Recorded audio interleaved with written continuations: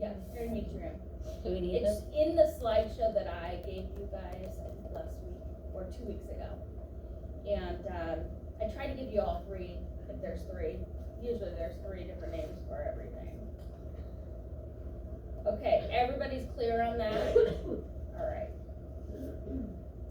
Green section, that very top section, what is that called? Fundus. And the yellow section? The body or corpus. Corpus. It's kind of like, a body. And then the blue arrow, what do we consider that? Lower uterine section, LUS. It has also been called the cervix. The cervix is right here, just so you know. So the lower uterine section, but most people include the cervix in that. But if you're in the cervix, you're going to call something in the cervix. Or you can put lower uterine section / cervix. Cervix is CX, by the way. Lower uterine section is LUS. Can you show cervix again? Yes. Cervix is just right here. Yeah. So like what the blue arrow is. Yeah, what the blue arrow is pointing to, yeah. But this whole entire area, they like to call the lower uterine section. And I do know she's going to give you guys a pathology, most likely a fibroid. And she's gonna want you to do your bees love. So make sure that when you're describing stuff, you're talking about the location, right? The echogenicity, the borders, all of those things. And so she will want you to say, is the fibroid in the fundus, the body, or lower uterine section? Is it in the myometrium? Is it in the EMS? Is it in the serosal layer? If you don't know by looking at the picture, don't put it down. Don't guess. Okay? Because there are other things you can say. Because usually she asks you to say 5 things, right? Usually 3 or 4. Sweet. Even better. Okay. Flexion versus version. Where, if it's in flexion mode, whether it's anti or retro, where is it flex? Where's the flexion? Fundus. F. Flexion for fundus. If it's version, cervix. V and V, right? Cervix. I had to memorize that. That for my boards, that's how I memorized it. And it shows up on your boards, like you get several questions. Okay, these spaces. The green space is called what? Space of, yeah, I call it reds, but just because my friend, that's how he said his last name, and it was spelled the same way. And that is posterior to the pubic bone, but anterior to the bladder. You're going to have to know it in that, because this is cross-sectional anatomy. Yes, Sharon? So a portion of what you said didn't get back to us in the back row. You said, and that is, I don't know what you're referring to. I'll just say it all over again. Yeah. So the space of rents, okay, that is posterior to the pubic bone and anterior to the bladder. And that is what you're going to need to know for this class and on this final. And that's the green section there? Yep, that's the green section. Toni, Yes. you said space of rents. How do you spell that? It is RET. Oh, it's on your PowerPoint from like 2 weeks ago. Sorry. I'm like, let me see. Hold on. No, I can't spell it. I have no idea. That's, yeah, sorry. But, welcome to being human. When I was a student, I knew how to spell it. Now, I just use my phone and write it on my paper.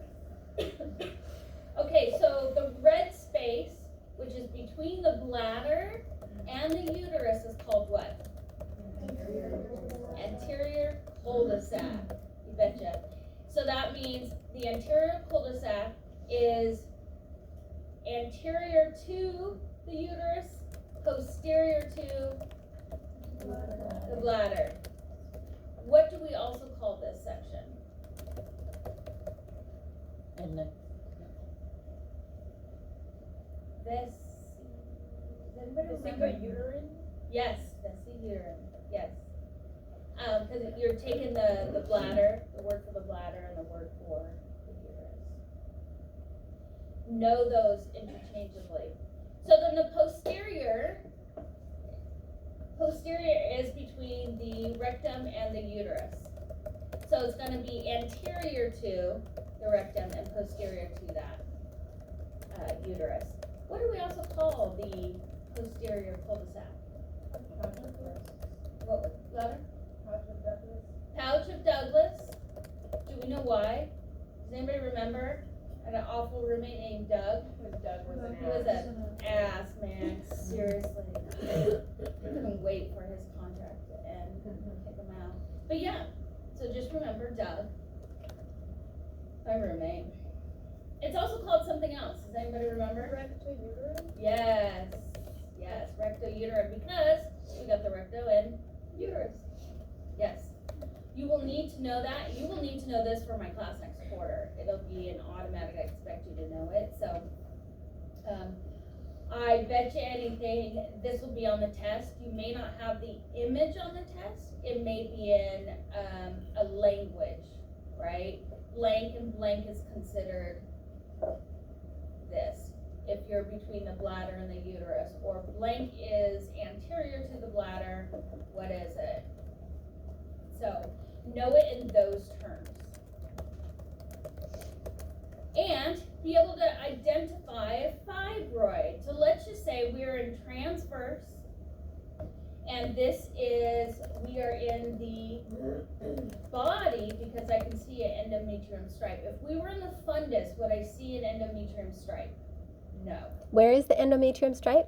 Right here, this thing. Oh, right the. here. I'll move my Red cursor so thing you can line. see It's usually echogenic, but it's hypoechoic here. it's, yeah. Question? It's hypoechoic here, right? Usually it's echogenic, right? It is, I would consider it echogenic. It looks so dark. Just below. It's just right here. What we're looking at though is this right here. I think it would change. But the Okay. EMS, you can tell that, you can see the little stripe, the echogenic stripe. Just like on here. There's your EMS. Now we're cutting it in a transverse section, so we're seeing some of this. So I would say we're in the body of the uterus. And so, how would you describe this then? Are we in the posterior or anterior side of the uterus? Posterior, so that's one. Well defined, hypoechoic, structure, mass. Isn't it more isolated though? Because I couldn't see it unless you pointed it out. If you're gonna say it, you need to say it that way. You need to say isocoic with peripheral halo. Oh, Absolutely. because it does kind of look like it does. Mm-hmm. And they all look just a little bit different, so you can decide based on the image that you're seeing. Yes. So if you're saying it's hypoechoic with a peripheral halo, you have to say it with a. I would say isocoic with peripheral halo if you're gonna say it that way. Yeah. How are the borders? Let's do our bees love, right? How are the borders? Well defined. Well defined, right? In that posterior aspect of the body, corpus, however you want to say it. Would you say it's homogeneous? Well, if it has a peripheral halo, that would make it more better. But what if you're saying it's isoechoic and it looks like this?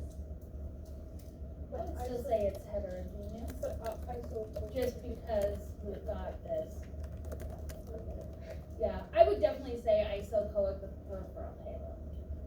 Yeah, instead of hypo, yeah.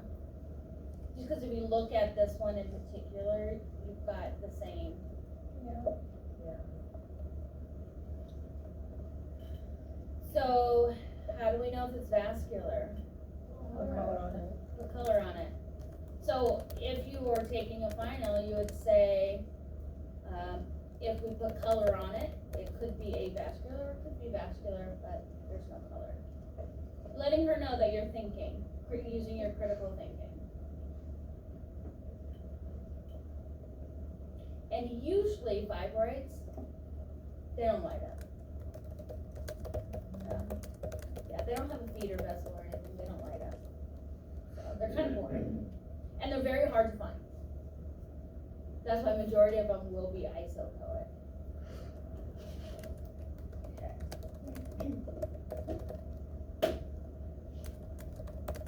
Alright. This is a sagittal view. Let's describe this one. Let's do B's love. What's B stand for? Borders. What's the border? Well defined. See it very clear. Sharon, you see the endometrial stripe right here a little bit? Just a little bit. So is this anterior or posterior? Posterior. Posterior. If I threw color on it and it didn't light up, what would we call that? Avascular. And what portion of the uterus are we seeing this in? The body.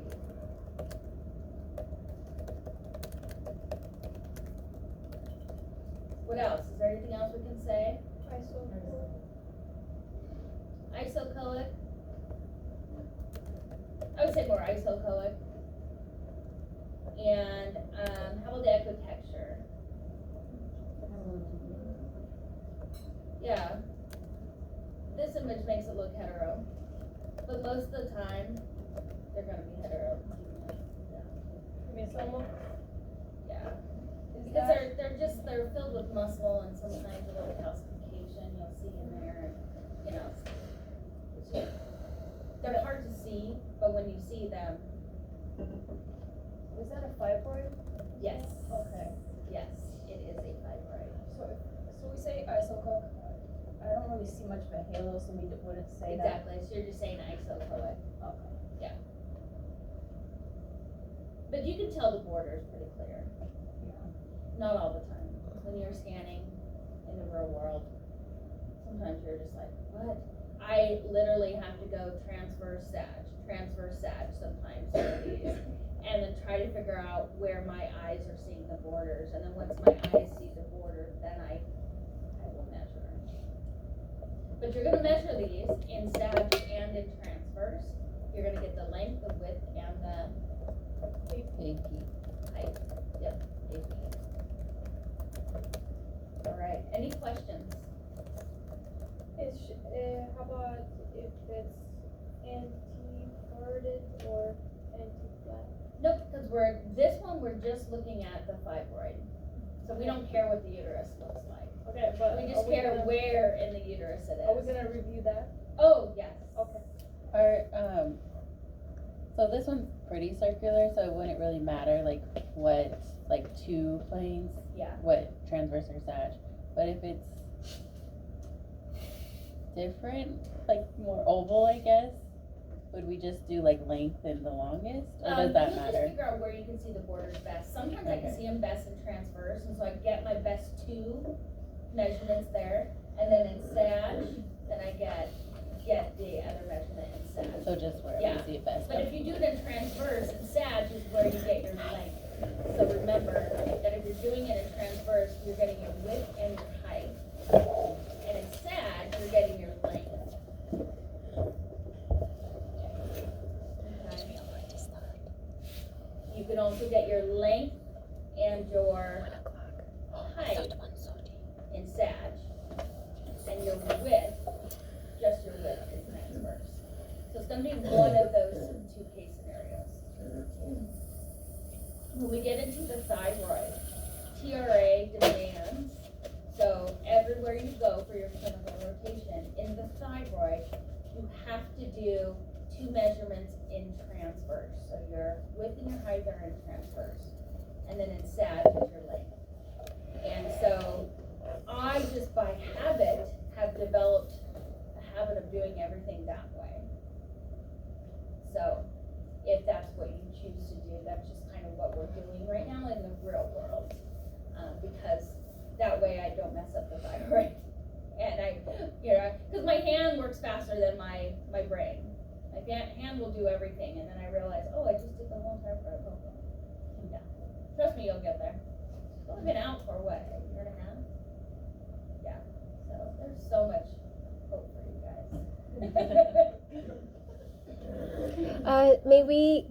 Can we go over the lie of the uterus in that picture?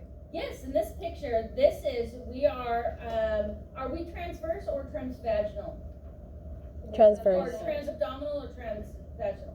Transvaginal. Transabdominal. And this is the bladder.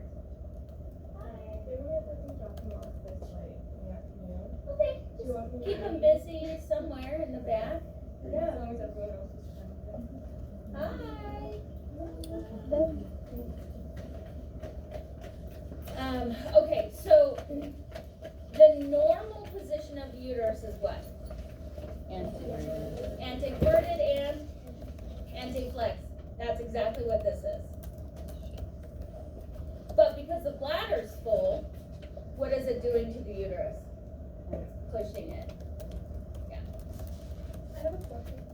I think in Shay's lecture she says the normal position is just anteverted, not anteverted and anteflex. I don't know what her slide says, but it is anteverted and anteflex. Yeah. And I don't think she's gonna ask you a trick question like that. You know, if she wants one, then go with anteverted. Yeah. If that's what her lecture said, right? But it is anteverted anteflex because we have to know too, because there's 2 positions that the uterus can sit. I mean, there's like 6, right? But we've got to talk about the flexion and we've got to talk about the version. So it makes sense to me to have the 2 options. Okay, what is this one? What Is position? it anteverted? Is it anteflexed? Is it retro anything? No, this is normal right here. Anteverted, anteflexed. Can you guys see right here? That cervix area? Lower uterine section. So, this free fluid, let me ask you this. Is this anterior or posterior uterus? Anterior. So this is posterior then, right? So we've got the fundus, the body, then we've got that lower uterine section. So where is this free fluid then? Anterior. Anterior cul-de-sac.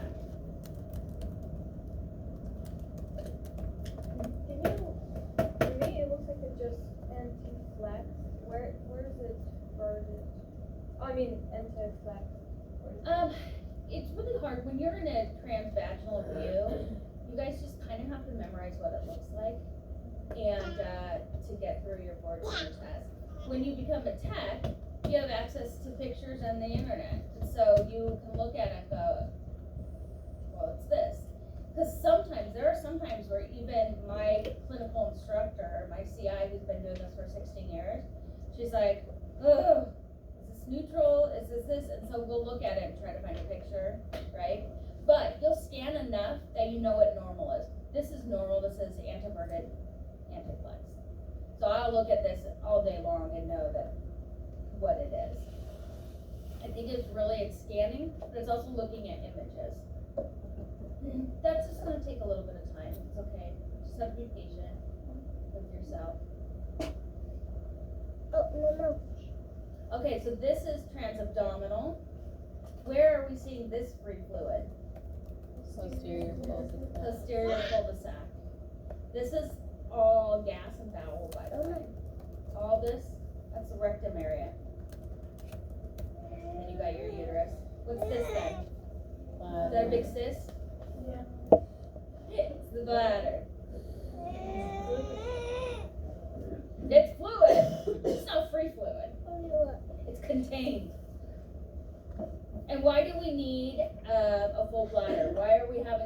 bladder for all of these images.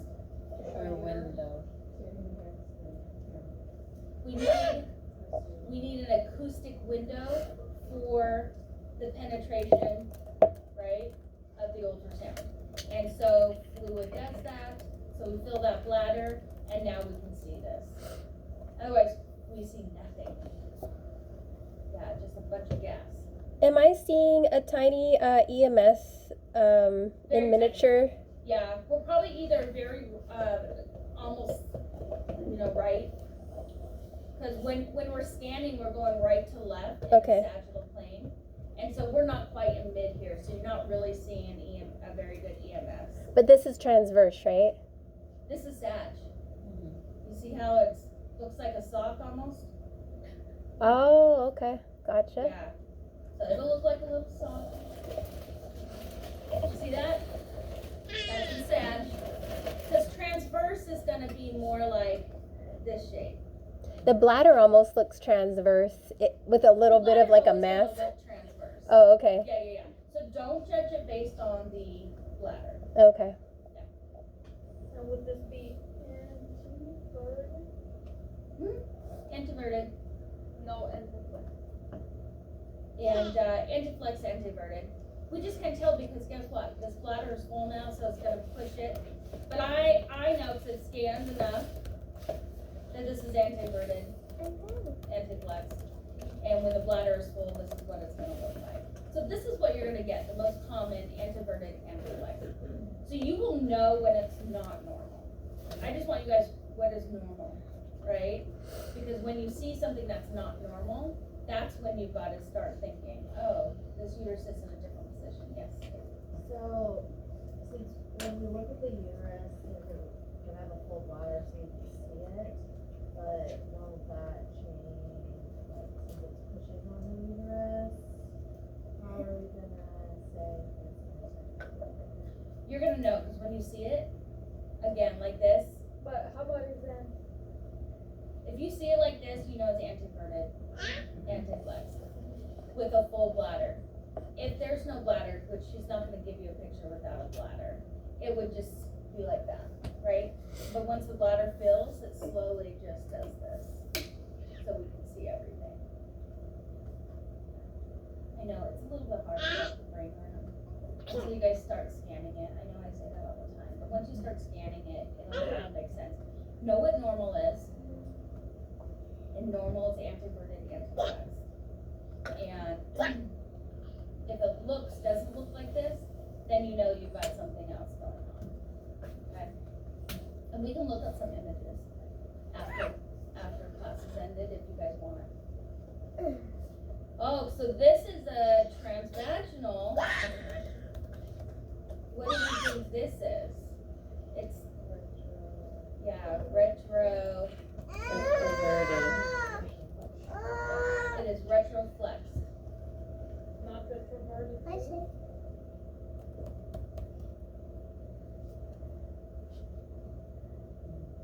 But it looks like cervix is also. If it was retroverted, you would see a fold right here. It would fold right here on itself. Right now, where is it folding on? And right now it's just folding right here. See how that it's more, the fundus itself is being pushed this way. Because this, well, let me ask you guys this. Is this posterior or anterior? Posterior. Yeah, there's the trick. If she's gonna give you any trick, it's gonna be this trick. So this is anterior. Yes. So the uterus is usually like this, right? But now it's like this.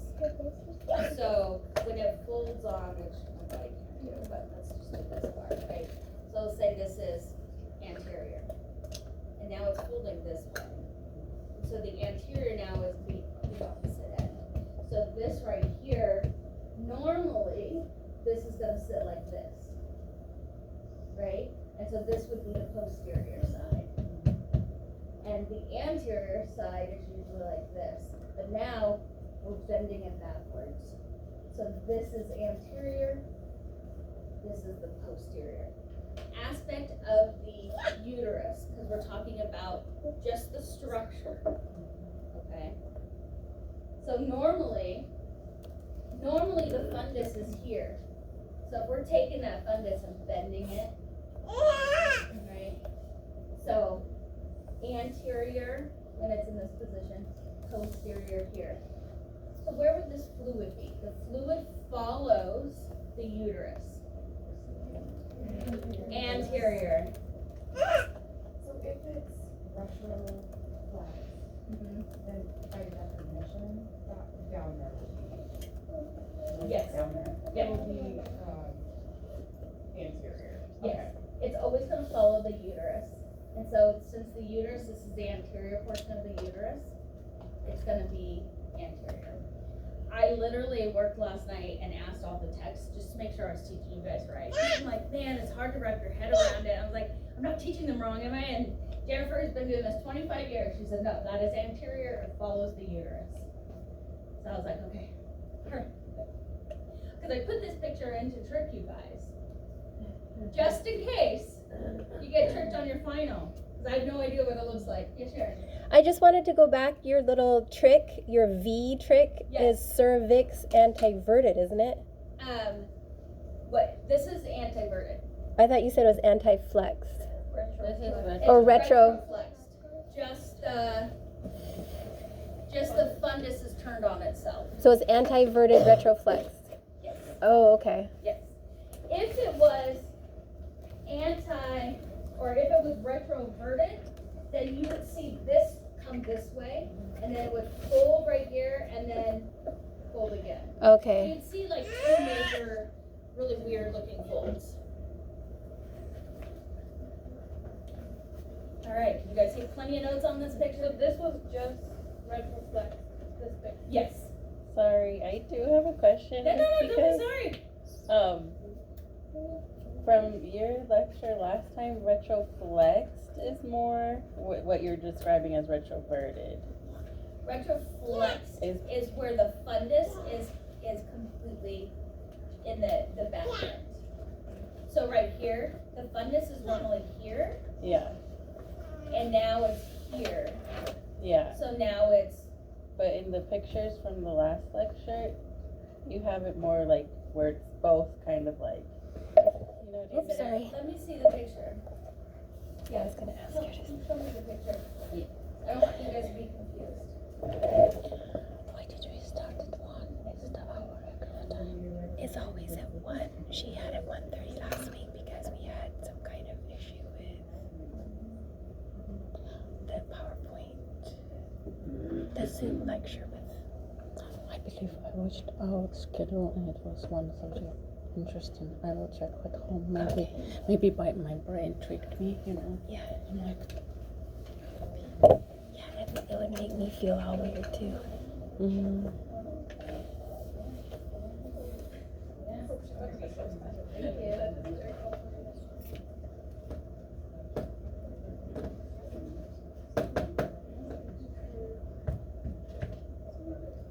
Oh gosh. Okay. Race retroflexed, it is retroverted.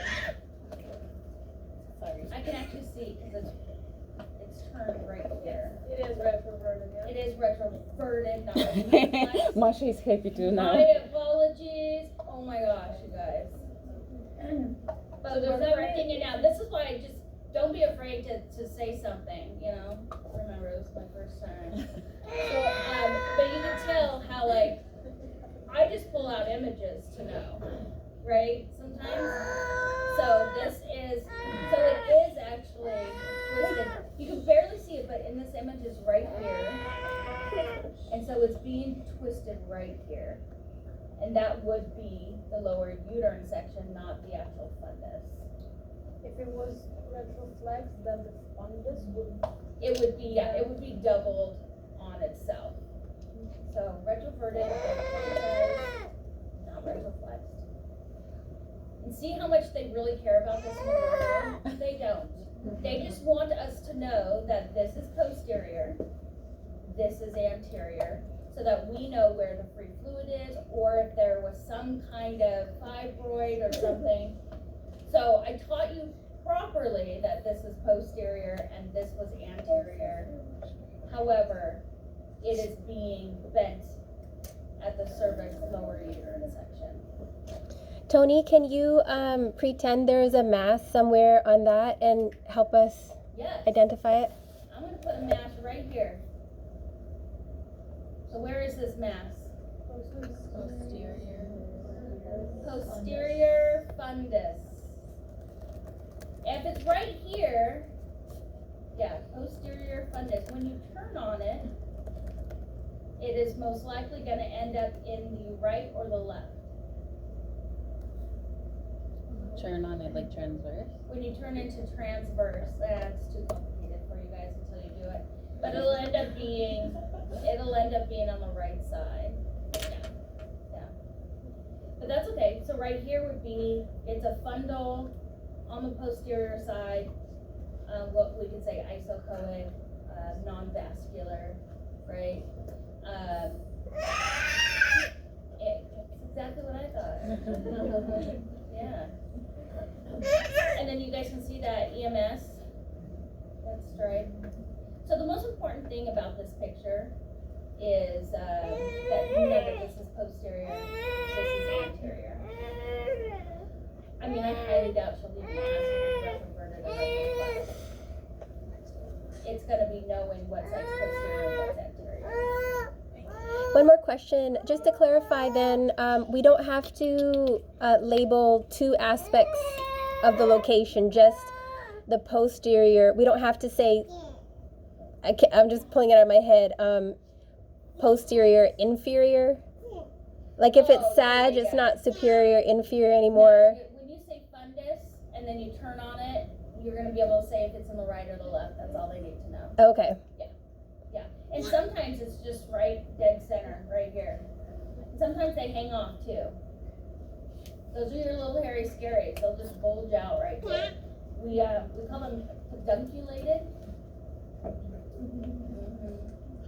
And they just hang off the edge there. They're crazy looking, but normal. If you have a fibroid, you want it to be more out here or in here. You don't want it to be invading this, because this is what gives abnormal bleeding. Yeah, because it's rubbing on that EMS always, constantly saying, hey, there's something here, and so then they get abnormal bleeding, periods and things like that. Okay, so everybody understands, this is retroverted. Use my power to put the other way. And, well, we all make mistakes, right? So, thank God. Okay, so now we're on the testicle. This is the left testicle. We are in a trans position, and we are going superior to inferior. So we take that superior, then we take that mid, and then we take that inferior. That's what we do, okay? So, this is probably mid, because I can see right here a little bit of the, does anybody know what this little stripe is? Yes. Mediastinum? Ostium, mediastinum, whatever you got, however you pronounce it how you want. So we're probably in the midsection here. And because we are in transverse, the probe is touching here. Where are we? Anterior. So this is posterior. And we are transverse on that left testicle. So what is this side? Medial, yes. And this is left lateral. So where is this then?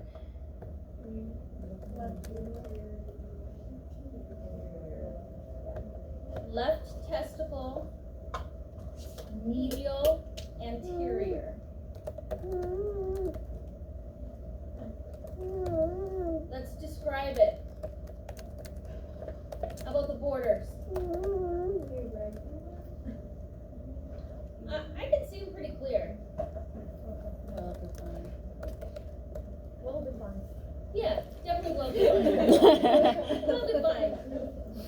Can we say that it's complex or not really? Yeah, I would definitely, I would say, well, first I'd say heterogeneous, right? Mm-hmm. With, some calcifications. Or you can say echogenic foci. Then I would say it could be complex, could be solid. I don't see a lot of cystic in here. So for me, I'm gonna call this, personally, I'm gonna call this solid with echogenic foci. Mm-hmm. Because for something to be complex, I really need to see fluid and solid. Are there anechoic spaces in it? There are very small anechoic spaces. How would we know that's not fluid to make it complex? Yeah, so when you're scanning live, you know, Shay says this all the time, when you're scanning live, you're gonna know the difference. And you're gonna call it as a tech. Because what if you put color on this and this right here lit up? Then it wouldn't be a cystic. So for me to play it on the safe side, I'm thinking this could be vascular, this could be fluid. I'm not sure, but I'm gonna just call it a solid structure because to me it looks like a very solid structure with echogenic foci. I could say, again, if I'm scanning live, I'm gonna know what this is. So I would describe it as. So for you guys, you don't have to do that many descriptors, right? So do the ones that you're sure of. You can also write her a story. Hey, I'm not sure. If we put color, would that be cystic or would that be vessels? I'm not sure. Then you're telling her that you know how to critically think. So I'm not gonna call it because I'm not sure. Word vomit, yeah. I got my BS degree from Washington, so pretty good at that, yeah. So word vomit. Okay. So did we hit everything? We got that. Alright, what is this? She's probably gonna ask you this. Mediastinum. What? Mediastinum. Yes. I know what that is. In transverse? Yeah, that's transverse. Usually you see it in transverse. Once in a while you can see it in sad. Okay, what is this where the star is? Epididymis. Epididymis, head. This is the epi head. EPI and then head. That's how we say it. EPI, epi, head.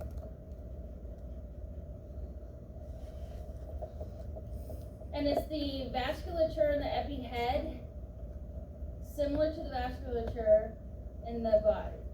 Yes. So then on your worksheet you'll say that it's normal because they will ask you on your worksheet, is it hyper, is it hypovascular, right? Because a lot of times, I had this last night, get somebody in the ER that got bilateral testicular pain for a month. And you're like, oh geez, I already know what's going on in my head. I'm like, all right, I'm gonna rule out this epididymal head being very vascular. And the minute we put the probe down, both sides, very vascular epi head, body, and tail, which tells us that he's got a varicocele, he's got, where the vessels are enlarged, we'll talk about this next quarter. And it also tells me that there's some kind of inflammation, so he probably has epididymitis, because there's a lot of blood flow there. And it'll start looking heterogeneous instead of homogeneous. And so, that's why it's important for us to put color flow on things, right? And to also look at the whole entire head, body, and tail. This is the right testy, this is sagittal. So we are anterior here, posterior here. What is this then? Superior. Superior. So this would be inferior. So where is the location? Posterior meat. Posterior, Meat for me. probably mid, right? Because your superior is over here. What I don't like about this image is that they cut off the rest of the testicle here. You see this? So they cut off that superior end. So you're not going to do that. You're going to get the whole entire thing. Because if you get the whole entire thing, you would know that this is kind of sitting posterior mid. And that's why. Again, I'm just trying to give you guys trick questions to prepare you for critical thinking. I have no idea what she's going to give you. What is this? posterior shadow? That's shadowing. So, Masha, what are the borders on this one?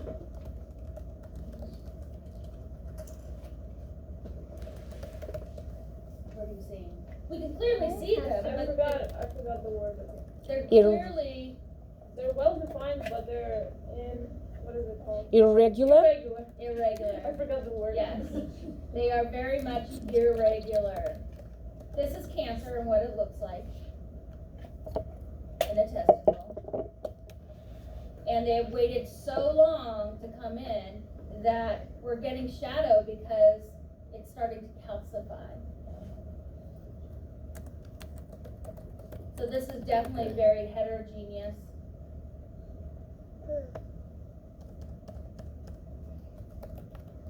I would say with calcification and posterior shadowing. Is that one mass or is that One big mass. parts of it are being calcified? So Yep. It looks like it's just a bunch of bundled up together. Yeah, it's just one mass. One mass. It'll light up too. You put color on it. This bad boy will light up. So that is what you stick your hand in.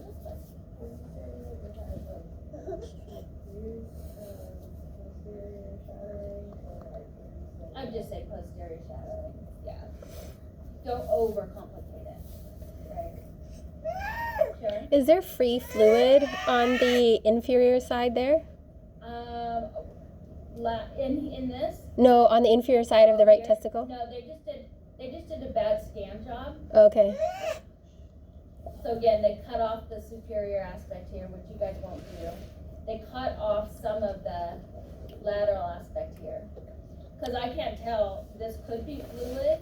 That would be This could just inferior. I've scanned enough that I know that they're just not on it properly, so can't really tell.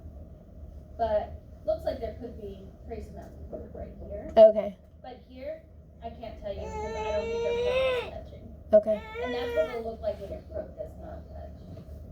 Same thing with the thyroid, you'll just get a black. Yeah, I'll make sure you guys don't do that. Yes. Did you say it's well defined like ovular organ? Yeah. I would say well-defined, lobulated borders, or, what did you say, Masha? Irregular. Irregular. Well-defined, irregular borders, though. Like, we could see it, but it's definitely in an irregular shape. Yeah, not circular. It's not well circumscribed.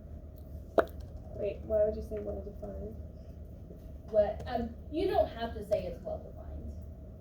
You can just say it's irregular in shape. But, I mean, the mass itself is pretty well-defined. See how complicated this all can be? Yes. It becomes very complicated. And as a tech, you're gonna choose how you're gonna describe it. We all describe sometimes a little bit different.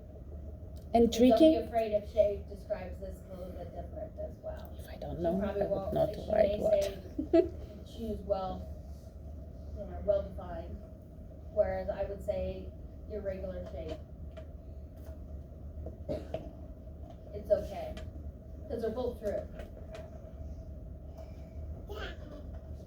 Any questions? Don't wait this long, guys, don't tell me. Don't wait until the end.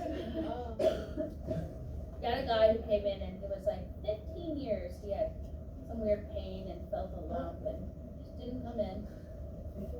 I not only found that, but it had spread like this much. And then it had made its way to the other testicle. So sad.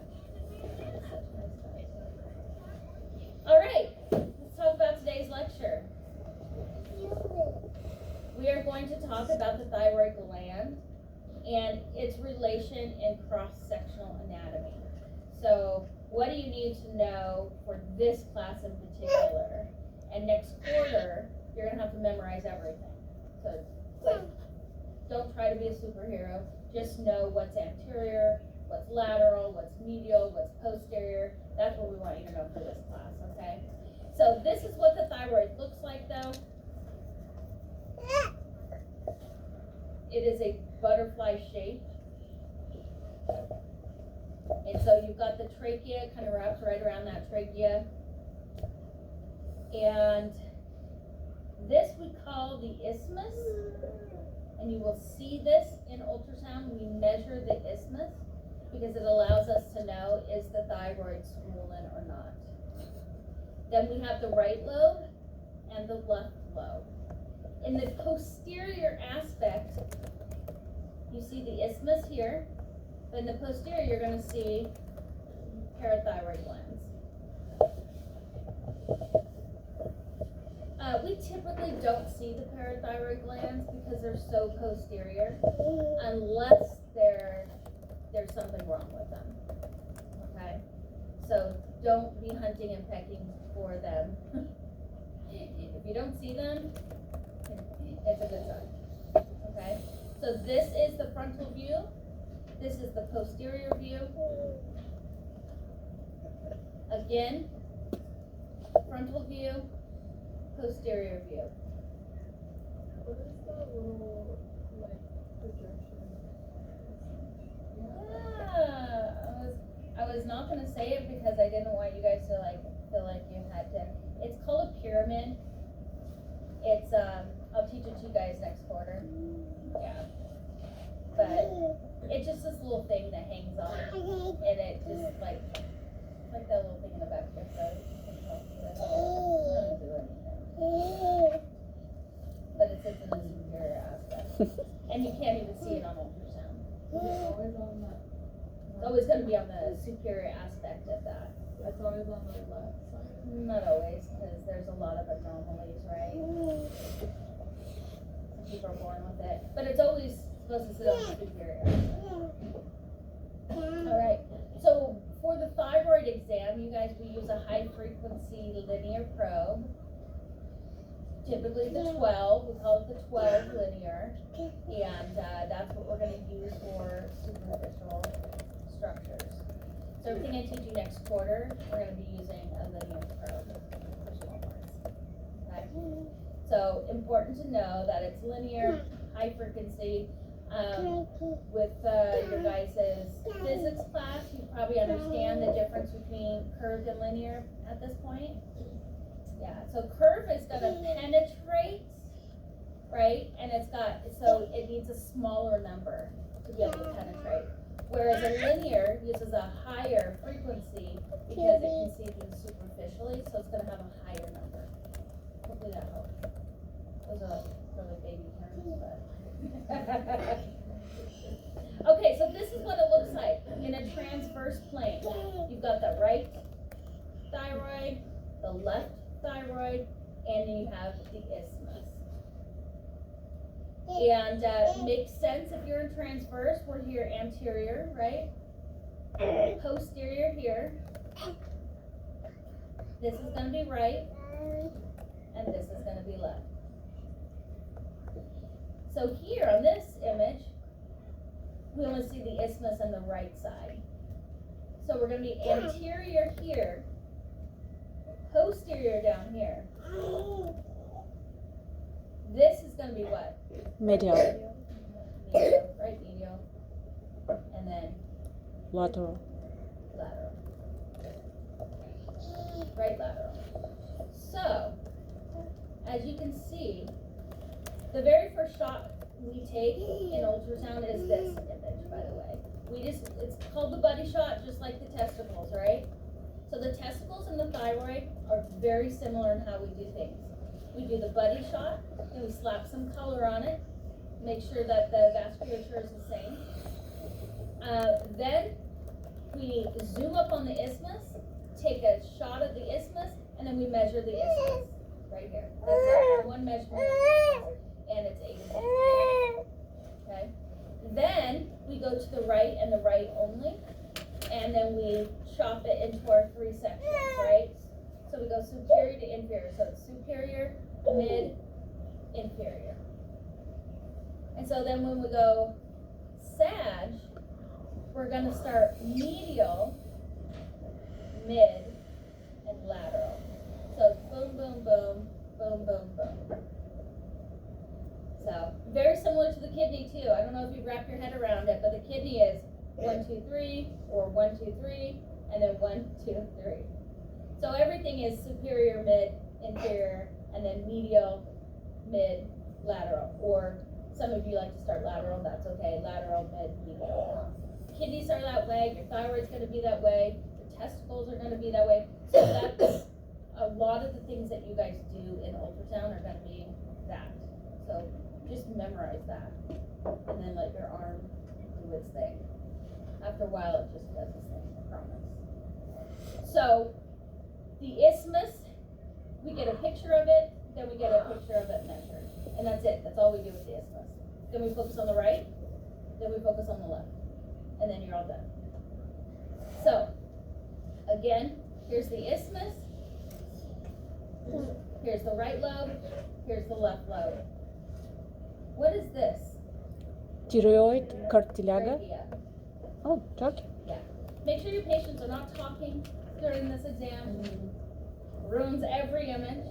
Okay? A lot of times I just tell them to relax. Take a nap. You'd think it'd feel very weird for them to talk with that on their. Yeah. And you guys be careful with the pressure you use. You don't want to crush their neck, right? Nobody wants to feel like they've got a pillow on them, trying to kill them.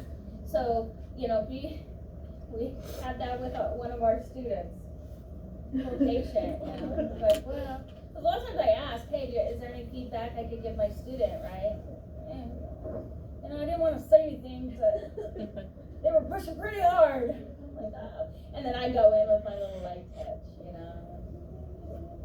You need a lot of gel, because a lot of times the probe, since it's a linear probe, it's this wide, and the neck is small, so you're not going to touch. And so you need to make sure that there's plenty of gel where it doesn't touch, otherwise you're just going to get that black area like we did on the testicle we saw earlier. So, we'll practice all of this. Okay. You'll end up having to memorize all of this for our class next quarter. However, this quarter I just want you guys to know certain things. Here's the trachea.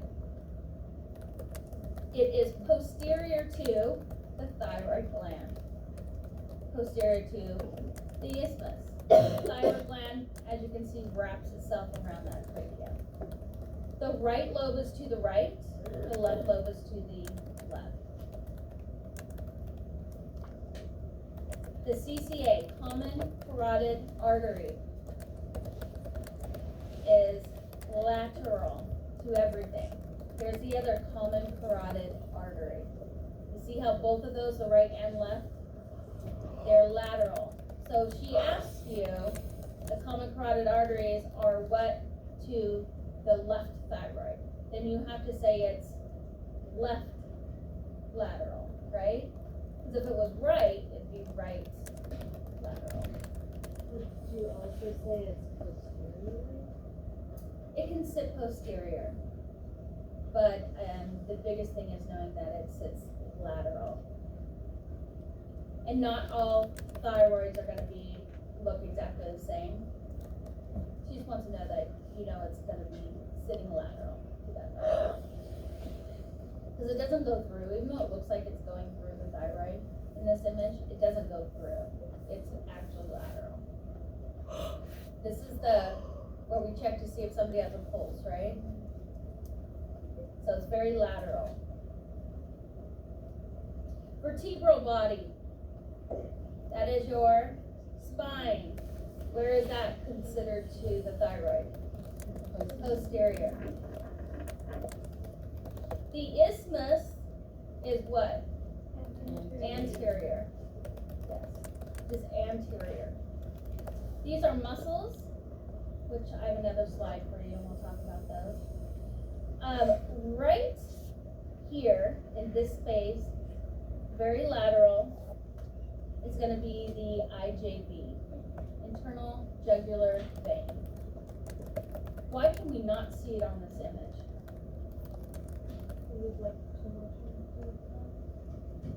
When we push on something and it's a vein, compresses. So when you're scanning live, you're going to see it, but sometimes when you take your images to get a good image, you have to sometimes press a little bit, and then the IJV just disappears. But that is how you will know the difference between the vein and the artery. Should she ask you a trick question, okay? So, let's talk a little more clear. Right here, by the way, is the esophagus. I don't want you guys scanning the thyroid, and it's not a very good image, so I'll have a better image. But the esophagus will sit in the medial aspect, and it's on the left side. What's that mean? The esophagus. It's not well seen in this image here. But you guys are going to scan thyroids, and I guarantee you're going to forget this conversation because you can't remember everything. And you're going to think that your fellow student has a big mass in their thyroid on the left side. Take a second and a deep breath and remember, oh, the esophagus is here. Just the esophagus. Don't worry, we've all done it. Get all excited, right? So I put the protocol in here. So this is the first image you take, your buddy shot. Then you put color. Then you zoom up on that thyroid isthmus. You see how zoomed up I am on this image? Yes. And then you measure it from A to P. And then this is your transverse plane. Of course, you're going to do the right and the left separately. Wait, can I put this? Superior, mid, inferior. You're also going to take a cine, so the doctor can see. And you're not going to go down and up. You just go superior to inferior. Yes. Are we gonna start doing cities next quarter? Yeah.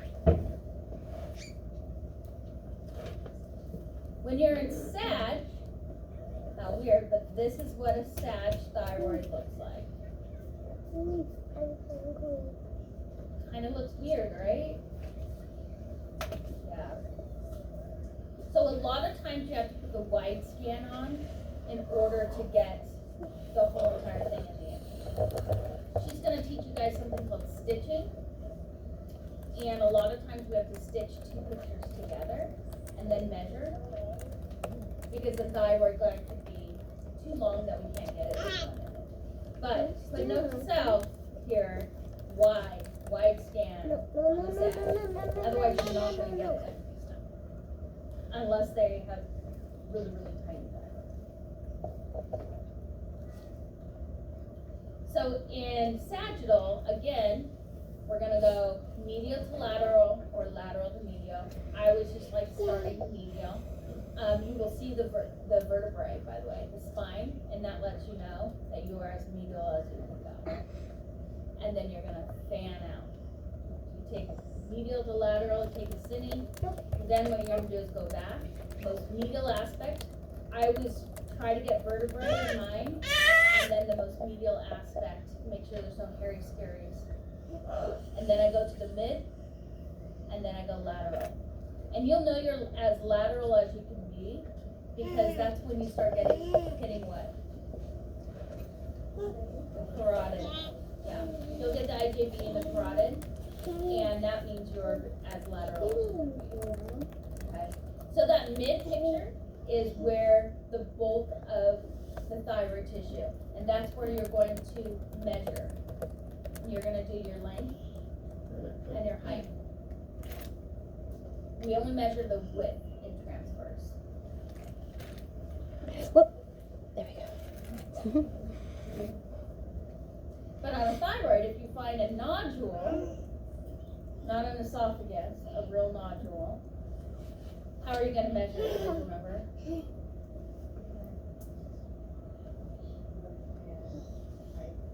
Always measure masses and things, right? In transverse. Then you're sad and get your length. That's just the way TRA wants it. You might as well teach yourself now to do it that way, and then you don't have to screw up when you go out to clinical sites. Do what all the other students do. Yeah. Just trying to instruct you. Can you repeat what you said again What? about the measuring? So the measuring. When we measure the thyroid, we always measure the width in transverse, and then in sagittal plane is where we get the length and the height. And then if we're measuring a nodule or lesion, then you always have to get 2 planes in transverse and the length in sagittal. So this is just the right side. Easy to So put remember. down here, you guys don't forget to get the left side. Alright, get both sides, you're gonna do the same exact thing. But this is basically your protocol here. Alright. Major imaging landmarks. This is straight off of Shay's PowerPoint. I'm assuming this is what she's gonna want you to know. So the common carotid arteries, they are bilateral. IJV, bilateral. We have 2 of them. The trachea is considered posterior. And strap muscles are anterior. So here's the strap muscles. You see this muscle right here? I also highlighted it in green. These are the strap muscles. Those are very anterior. This is another muscle, the sternocleidomastoid muscle. You'll have to know all these and be able to draw all this for my class order. For now, you just need to know that these say anterior, and these are a little more lateral anterior. So, only things on this page that are highlighted, you need to know bilateral, posterior, and then anterior for the strap muscles. Yes. Left thyroid is smaller because the esophagus. Yes. That's true. Yes. Because it's pushing on the parenchyma, right? And so, I mean, how many of you guys thought that this would be mass right away, right? They're like, what? So, when you scan live, you'll see it. I put a couple of different images so that you would see, because whether you're superior, mid, or inferior, this is a very inferior image in transverse, because that esophagus is coming in. But when we're mid, you're only going to see a little bit of it. And when you're superior, you're not going to see it. Yes, Brie? For trachea and strap muscles, what do you say? Posterior to something, anterior to. Yes. And that most likely she'll put it in language that way. Yeah. So here is a picture, a common picture that you're going to see on the internet. You guys know me, I search and search and search. Most of them show that the esophagus is right here. But we know in ultrasound that that's not accurate anatomically. So I added a note, is posterior left. So when you are looking at images online, be careful that you don't get this confused and say that it's posterior. Because it's posterior left. It should be here. It's amazing, every single image pretty much I looked at was the same. Okay, parathyroid glands. They're small islands of tissue on the posterior medial aspect. This would be lateral out here, right? So they sit right here. One sits here, one sits here, one sits here, one sits here. But they're on the posterior aspect. So you're not going to see them unless there's something wrong with them. But they are very much on the medial aspect. And again, the pictures on the internet suck. So know that they're a little more on the medial side. If they are abnormal, they are usually hypoechoic. So they're really dark. Okay? But not really seen on a normal exam. Here is what they look like.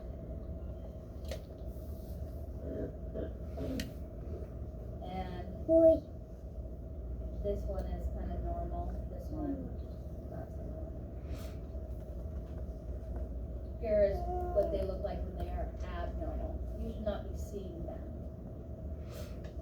Abnormal right here. So on the previous picture, you said one of them is normal? Yeah, this Right. one's not normal. And this one's just a really bad picture because it looks like normal tissue to me. It would be darker if it was abnormal, if there was something wrong with it. But again, we shouldn't be seeing this. So you're just gonna document it as it is. You don't have to say if it's normal or abnormal. You are just describing it as a tech. And the doctor gets to make the call, right? So you're just describing it. So how would we describe this?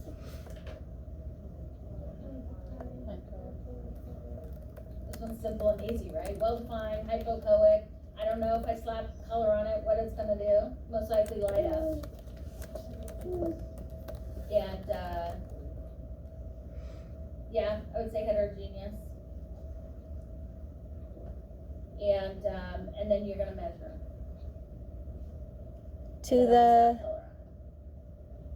And that's in transverse, right?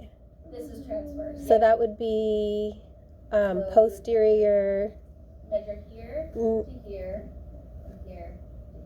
So that would be posterior right medial aspect of Yes. the. You would just say right thyroid, and you would say posterior medial right Okay. thyroid.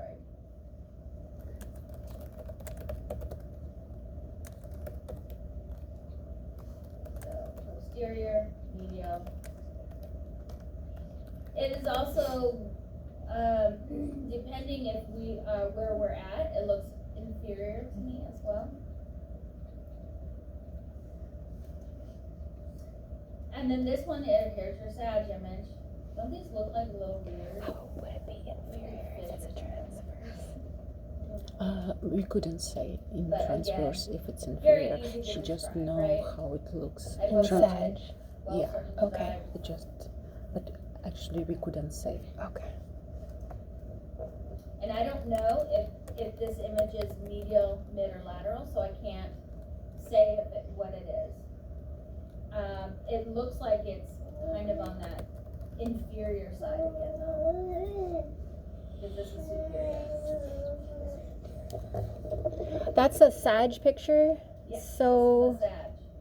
Looks like a little fish, but again, I don't know if they didn't label it, so I don't know if we're superior, or I don't know if we're medial, mid, or lateral. okay. And so I can't define, so again, some of these things you guys will have to, either Shay will tell you where you are, Okay. or you'll have to, scan live to know, where's this image? So, I don't see any vessels. I also don't see any vertebrae. So this could be just a mid image. But I don't know. So you wouldn't say posterior, inferior, though? No, you're gonna know if it's posterior when you go transverse. So for this image, so this is a completely different image than this one. Mm-hmm. So I won't know until I go transverse. That's why we have to find everything in two planes, Sag and transverse, right? You have to see everything in two planes. Otherwise it doesn't exist. So if you only see it in sagittal and you cannot find it in transverse, then it does not exist in the ultrasound world. your hand. By the way, if you find it in Sag and you can't find it in transverse, you're just gonna stay on it and slowly turn. Slowly turn. Slowly, slowly, slowly. Slow movements until you can get it into transverse. This is what lymph nodes look like. They look like mini kidneys. See how they look like just cute little kidneys? Yeah, cute kidneys. Cute kidneys. When you put color on them, they have little highlights just like a little kidney. So you'll see a little bit of color here, a little bit of here, but just really at the hilum. You're not gonna see like, it's not gonna, the whole thing's not gonna light up unless it's large and infected and having problems. But this is a normal lymph node and what they look like. This is what an abnormal lymph node looks like. You see how it just completely changed in view? Yeah. So I bet if we put color on this, this whole thing would just light up like a Christmas tree. Is it also larger or? Yes, so much larger. Yeah. Yeah. And something I learned from my CI that I didn't learn in class, which I love to share with the students when they come in and they're scanning. But we go all the way to that submandibular when we're looking, because we do the thyroid and then we also look at the neck, just in case. Okay? And so the neck is where you're gonna find all the lymph nodes. The largest lymph node in the neck usually is way up here, right by the submandibular. So for us, we find the submandibular, we label it, and we take a picture. And then if we see a large lymph node, we'll measure it. And we slap some color on it. And then if we see more lymph nodes, like they go in a chain, then you're gonna measure them. But if they're under 1 centimeter, then we don't care. When you said some mandibular, it's gland. The actual lymph node itself. If it's under 1 centimeter, then it's fine. Okay. That's what we consider normal. And the worksheets will ask you. Yeah. But yeah, so we find that submandibular, which is right here. And when you're scanning, you'll see it because you see nothing but like fat and like vessels, right? And then all of a sudden you see a tissue and you're like, what? That's the submandibular right here. And I'll help you guys memorize all that next quarter. Okay, so let's practice. What is this? Trachea. What do we consider the position of the trachea to the thyroid? Posterior. Posterior. What is this? Esophagus. Esophagus. What do we consider that compared to the thyroid?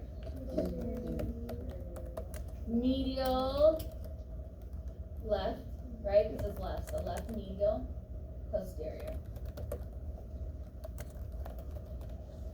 What is this? Is this the right or the left? Left. What is this? Common carotid. How come it's not the IJV? But it's not compressed. Yeah, the IJV is gonna be probably this question. If we see two of them, the IJV is typically way out here. So the IJV is a little more lateral to the CCA, common carotid. So if you see two of them, then know the most lateral one is the IJV. Okay. What is this? Trachea again. What's right above it? The isthmus. What side is this? What side is this? Are they focused on the left at all? No. Now, how can we optimize this image? Let's just cut this all out. Get this out. Let's just focus here. Oh, what is this and where is that located? Some abnormality. Anterior right lateral. Look at that. It's got some calcification in it, so we've got that posterior shadow. I would say that it is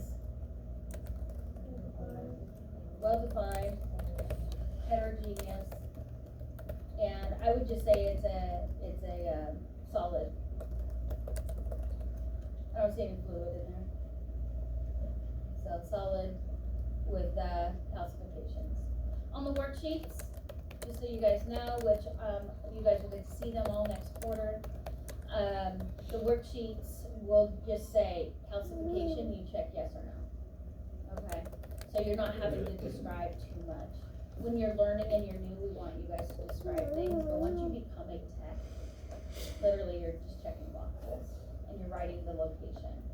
So for this one, I would say right lateral, right thyroid, and then I'd say, you know, lateral, right thyroid, lateral anterior. So they just want to know. And then, how many measurements do we do in this transverse image? Two.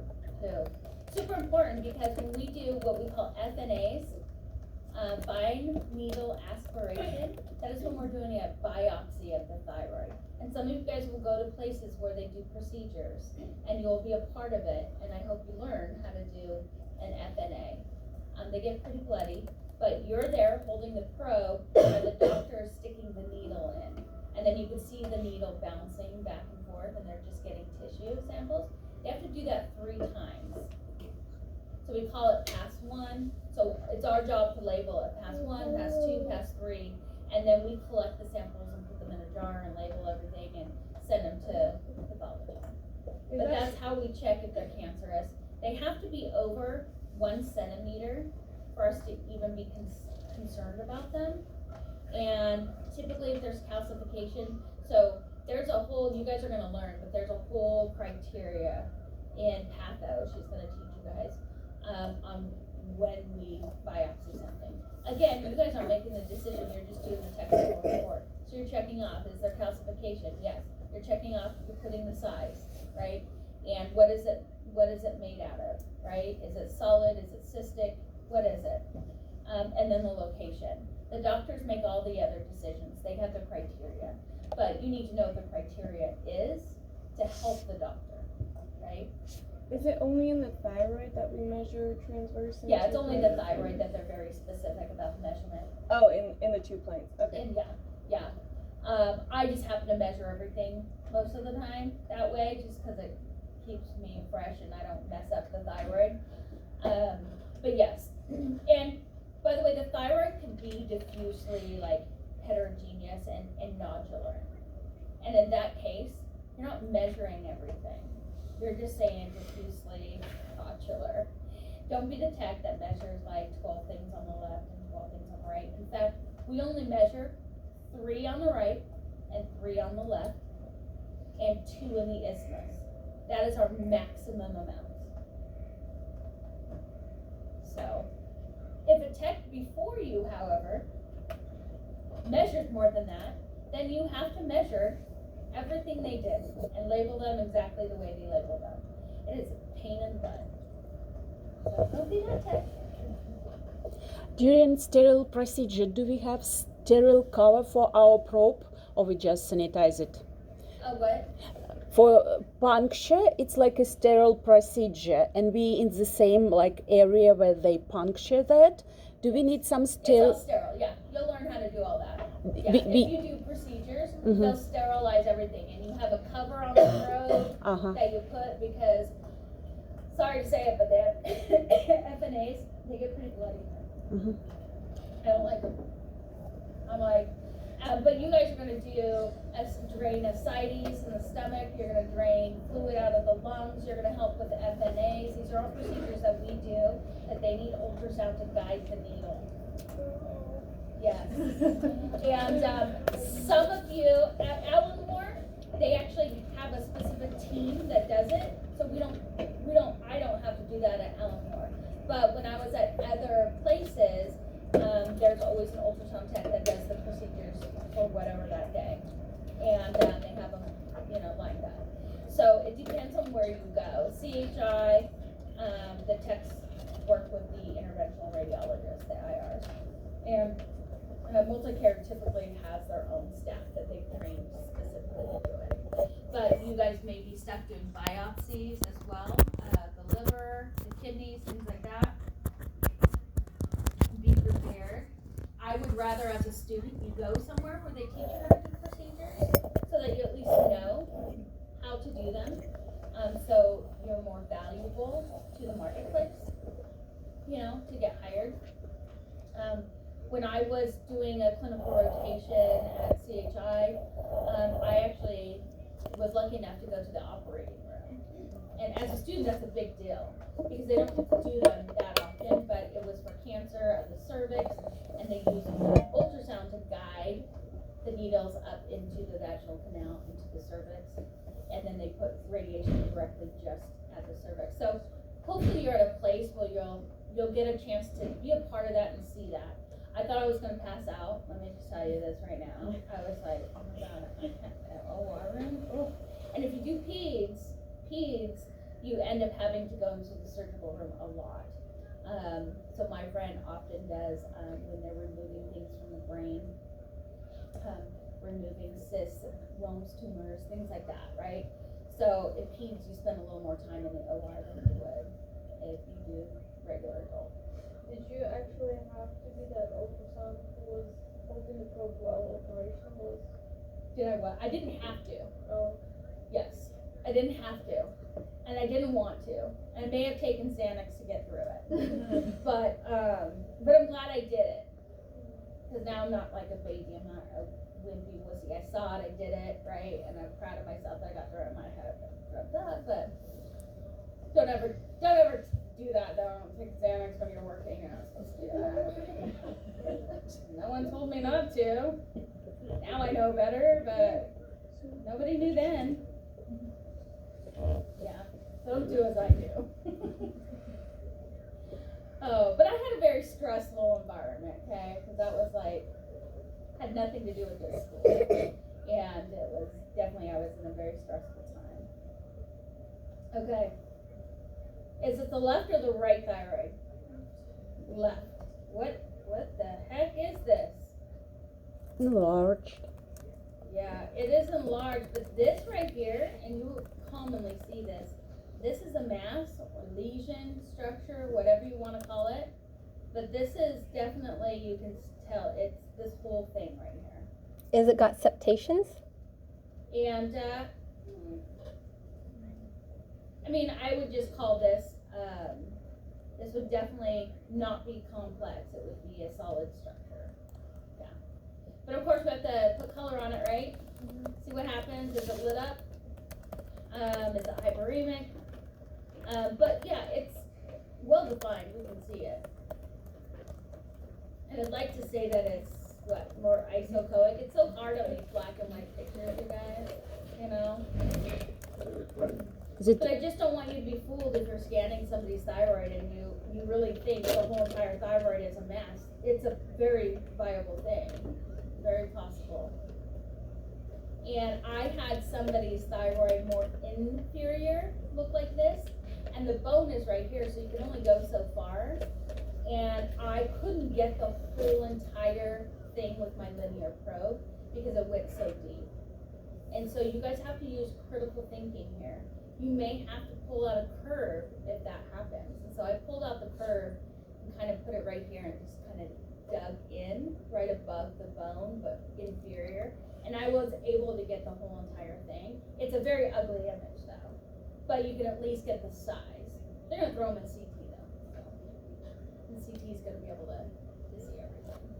But sometimes you have to think outside of the box. And I'm just trying to give you guys examples so that when it happens to you, you're like, okay, critical skills, here we go. Your CIs will be impressed. Whew, this is ugly. Now this I would call what? Complex. Complex. That's obvious, right?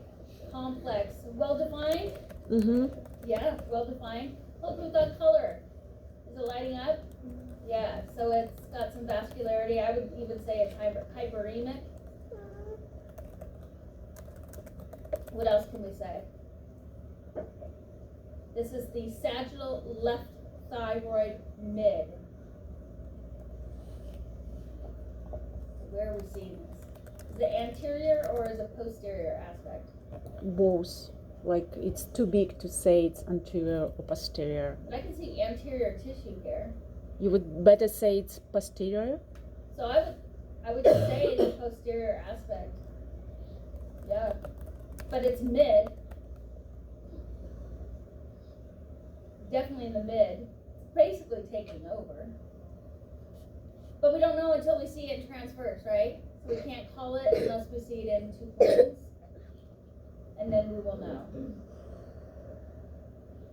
Any questions about this one? This one was pretty obvious. I gave you an easy one. But I wanted you guys to see, you know, all the different types of lesions that could be on the thyroid. Any questions? I'm sure y'all feel like this right now. Right? Scratch out the first bad word, but not the second bad word. So you guys have 1 week left. And then you're done, and then you have a break. And you guys take the break. I don't want you to study